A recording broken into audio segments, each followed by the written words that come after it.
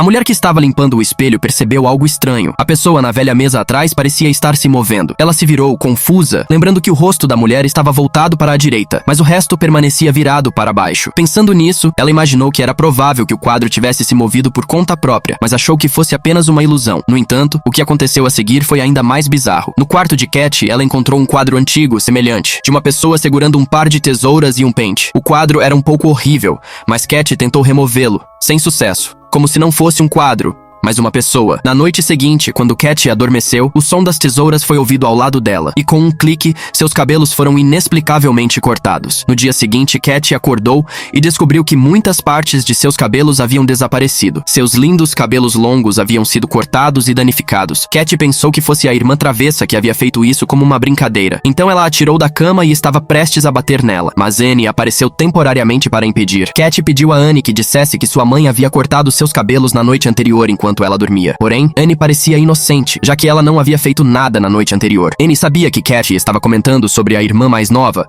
mas não importava o quanto ela tentasse explicar, Annie não acreditou nela e exigiu que se desculpasse com Cat, sem perceber que ambas estavam erradas. Na noite seguinte, Cat estava se preparando para escovar os cabelos e se deitar, quando de repente ouviu o som das tesouras, como se seus cabelos estivessem sendo cortados sem razão aparente. Ela ficou muito sensível ao som das tesouras. Quando girou a cabeça para olhar, viu o quadro das tesouras e o pente sobre a mesa de cabeceira. Agora, esse quadro a deixava muito desconfortável. Então, ela encontrou um pedaço de tecido branco para cobrir o quadro. No momento em que ela adormeceu, o som das tesouras de novo se encaixou de maneira nova, tocando levemente o cabelo de Cat. Uma mão saiu de trás do tecido branco, cortando lentamente os cabelos de Cat. Quando Cat acordou, a mão voltou para o tecido branco e desapareceu. Ela tocou seu rosto cortado e pensou imediatamente na irmã travessa. No entanto, no momento em que ela estava prestes a dar uma lição em sua mãe, ela percebeu algo razoável. Sua mãe não poderia aparecer no quarto à noite quando estava escuro lá fora. Havia alguém mais em seu quarto? Ela se questionou. O tecido branco que ela usou para cobrir o quadro mudou de forma e parecia que alguém estava saindo de dentro dele. Ela gritou e sua família entrou na sala. Cat apontou para o quadro acima de seu filho iluminado, indicando a pessoa que não falou, mas estava bem atrás dela. Como a família poderia acreditar nisso? Pensaram que Kathy tinha tido um pesadelo. No entanto, Cat insistiu que sabia a razão,